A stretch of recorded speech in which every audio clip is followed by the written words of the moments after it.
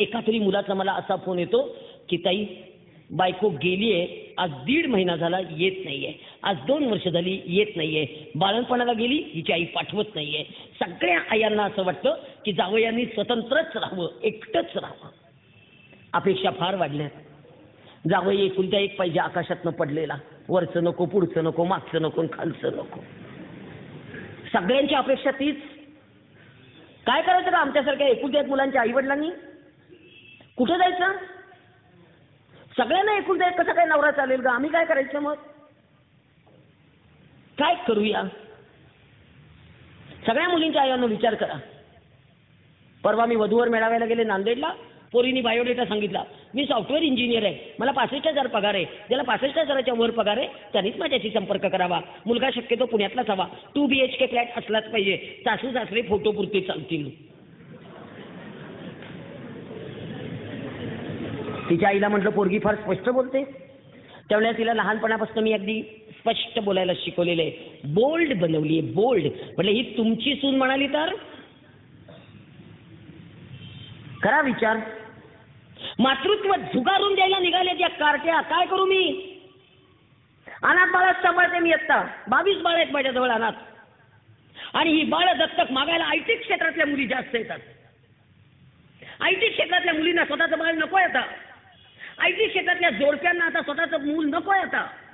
IT क्षेत्रातल्या मुलांना आयतं मूल पाहिजे. IT क्षेत्रातले नवरा बायको परवा बाळ मागायला आले होते, बसले.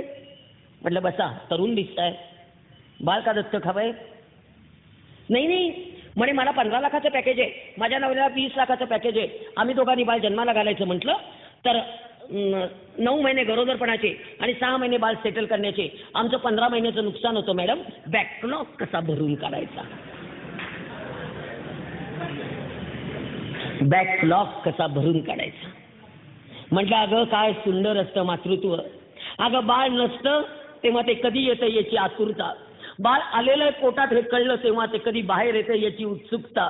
आणि ज्या वेळेला ते येणार याची तारीख कळली की मरणाला सामोरं जाण्याची तत्परता. हे मातृत्व आहे बाई, हे मातृत्व आहे. पटतच नाही. Don't be emotional madam, B practical. म्हणलं आता प्रॅक्टिकल होऊन सांगते. हे पोर कुपोषित आहे, याला आईने फेकून दिलंय, याला आईने मरण्यासाठी फेकून दिलेलं आहे. ते पोर मरण्यासाठी फेकून दिलेलं दारात असताना त्याला मी पोटाशी घेऊन सांभाळलंय. मला आई होता येत नाही, मला आजी होता येतं. मी अंगावर सोनं घातलं नाही बायकांनो, पण मी बाळाच्या घुटीमध्ये रोज सोनं उगाळून घालते, कारण माझं बाळ कुपोषित आहे. आणि ते बाळ मला दत्तक द्यायचंय. मी त्या मुलीला स्पष्ट सांगितलं, हे बाळ मला आईच्या ताब्यात द्यायचंय, यंत्राच्या ताब्यात नाही. देणार नाही म्हटलं बाळ. यांना इतकं सोपं झालंय बाळ जन्माला घालायचं. आणि 6 महिन्याचं झालं, 2 महिन्याचं झालं की लगेच पाळणा घरात ठेवायचं. बेबी केअर सेंटर, डोंबलियांचं बेबी केअर. आणि 6 वर्षाचं झालं की 5 गणीला ठेवतायत. पर्सनॅलिटी डेव्हलपमेंट यांच्या बापाने ठेवली 6 वर्षाच्या बाळाची personality. CBC pattern, CBC pattern आम्ही नाही शिकलो. ठेवतात ते पोरं लांबच्या लांब कुठेतरी 5 गणीला. ती मेट्रन आणि तो तिथला रेक्टर इतके ओरडत असतात. ते बाळ धाय मोकलून रडतंय रात्री, ममा ममा ममा करून. जवळ गेला कुणी नाहीये. सायकिक झालीत पोरं, माहितीये तुम्हाला. एकीकडे घटस्फोटाचं प्रमाण वाढते, एकीकडे आई नाही, एकीकडे वडील नाही. सगळ्या आया सांगतात मी शिकलेली आहे, मी आर्थिक क्षमता आहे, मी माझं पोर कसंही सांभाळीन, त्याला देणार नाही. त्याला वडील नको. आणि सगळ्या वडिलांनो, लग्न झालेली पोरगी ठेवून घेताना 4 वेळा विचार करा की त्याला वडील नकोत का त्या बाळाला. बालवाडीवर पाट्या लिहिलेल्या आहेत, वडिलांकडे राहणाऱ्या मुलांना आईने भेटू नये, आईकडे राहणाऱ्या मुलांना वडिलांनी भेटू नये. काय करायचं त्या लेकरांनी? सगळी निरागस बाळं एकटी येत असतात, सगळी निरागस बाळं सायकिक झाली आता. परवा राजेशजी जैन यांची एक छान फिल्म बघितली, पप्पा तुम कहा हो. सगळ्या बायकांना मी बजावून सांगते तुम्हाला, मांडीवर घेऊन थोपटायला आई असावी लागते, पण खांद्यावर घेऊन थोपटायला वडील असावेच लागतात. हे वडील पाहिजेत. तुम्हाला माहेरी गेल्यानंतर बैठकीच्या खोलीत वडील नकोत. तुम्हाला तुमचे वडील पाहिजे, तर लेकराला नकोत. काय ते इगो, काय ते डोकं, काय जिथे अन्याय होता तिथे जा ना ग निघून. हल्ली एक नवीनच फॅट निघाले हो.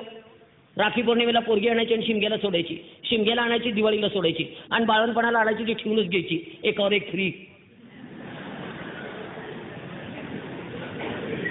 फार आगाऊ झालाय. एक बँकेतला अधिकारी मुलगा आहे, 90,000 पगार आहे.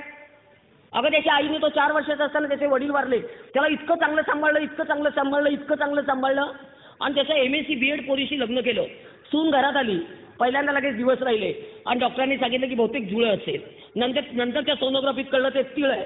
पोरीला बेडरेस्ट सुरू झाली, सासूने बेडरेस्ट काढली, प्रवास करायचा नव्हता, आणि हिची आई बाळंतीण ती पोरगी झाली, तिळ झालं, आणि डोकं बडवत आली.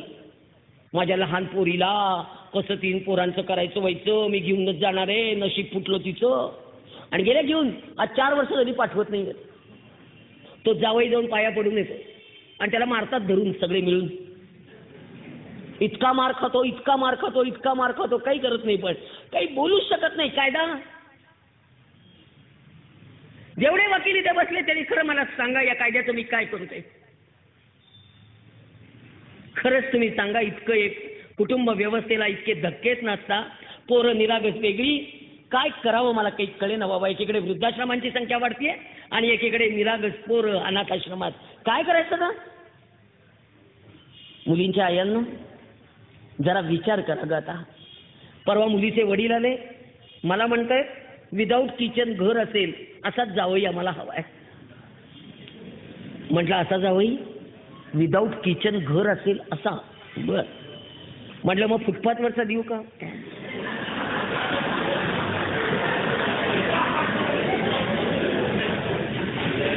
आमची मुलगी स्वयंपाकघरात जाणार नाही, आमची मुलगी स्वयंपाक करणार नाही, आमची मुलगी धुणं धुणार नाही, आमची मुलगी भांडी घासणार नाही, आमची मुलगी चतुर्थ श्रेणी कामं करणार नाही, संडास बाथरूम बेसिन आमची मुलगी घासणार नाही. म्हटलं तुमची मुलगी काय करणार नाही ते कळलं, काय करणार ते सांगा.